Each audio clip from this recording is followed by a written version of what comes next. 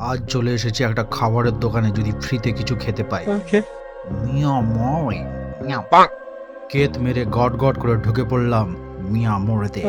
আমার বহুদিনের ইচ্ছে ছিল এমন একটা কেক দোকানের মালিক হব, হয়েও ছিলাম, কিন্তু নিজেই খেয়ে সব শেষ করে দিয়েছি। কাস্টমাররা কিছুই পায়নি।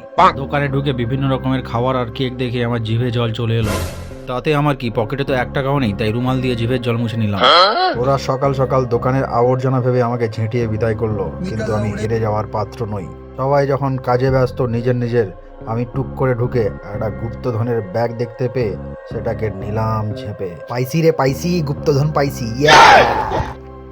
শালা বাইরে দেখি না একটা ছেলে আমাদেরকে কটকট করে তাকিয়েছে। আমি সব দেখে দিয়েছি।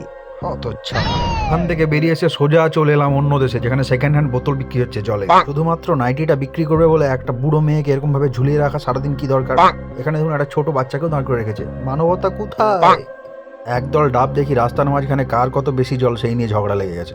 ওখান থেকে বেরিয়ে এসে চলে এলাম ভাষাপোলে। এই ঠান্ডাতেও সব নৌকোরা জলে ভেসে তাদের ডিউটি পালন করছে, কিন্তু একজনকে দেখলাম ডাঙায় বসে আছে। জিজ্ঞেস করতে বললো, দাদা আজকে আমার ছুটি, সর্দি হয়েছে। ফেরার পথে শুনি একটা কুকুর আরেকটা কুকুরকে বলতে বলতে যাচ্ছে, ভাই আমার মালটা খাসি মাংসের হাড় বেশি পছন্দ করে, ভ্যালেন্টাইন্স ডেতে ওর জন্য একটা খাসি মাংসের বড় হাড় নিয়ে যাবো।